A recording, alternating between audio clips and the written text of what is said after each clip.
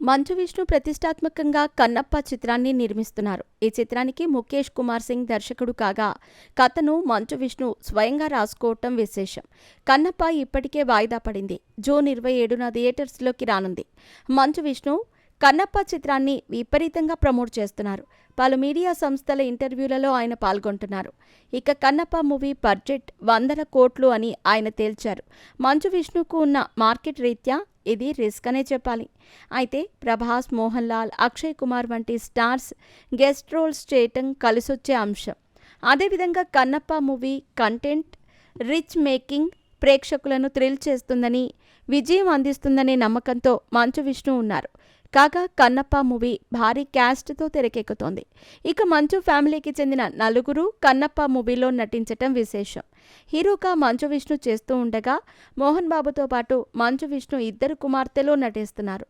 నటులైన మంచు మనోజ్, మంచు లక్ష్మి మాత్రమే మిస్ అయ్యారు. కన్నప్ప మూవీలో మంచు లక్ష్మికి అవకాశం ఇవ్వకపోవటంపై ఆమె స్పందించారు. ఈ క్రమంలో ఆసక్తికర కామెంట్స్ చేశారు.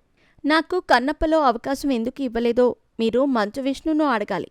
నేను కన్నప్పలో నటిస్తే మిగతా నటులెవ్వరూ కనిపించరు అంటూ సరదాగా చెప్పుకొచ్చింది. నేను చేయగలిగిన పాత్ర కన్నప్పలో ఉండకపోవచ్చు.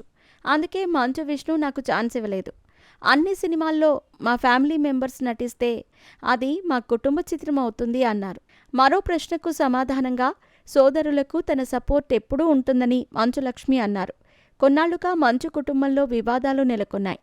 మంచు మనోజ్, మంచు విష్ణు మధ్య పచ్చగడ్డి వేస్తే బగ్గుమనే పరిస్థితి ఉంది. మంచు మనోజ్కి మంచు లక్ష్మి మద్దతుగా నిలుస్తున్నారు. ప్రస్తుతం మంచు లక్ష్మి తన మకాం ముంబైకి మార్చింది. ఆమె కూతురుతో పాటు అక్కడే ఉంటుంది. త్వరలో మంచు లక్ష్మి ఓ క్రేజీ రియాలిటీ షోలో పాల్గొనబోతున్నట్టు సమాచారం. మరోవైపు మంచు విష్ణు భైరవం మూవీతో రీఎంట్రీ ఇచ్చాడు. అది ఆశించిన ఫలితం ఇవ్వలేదు.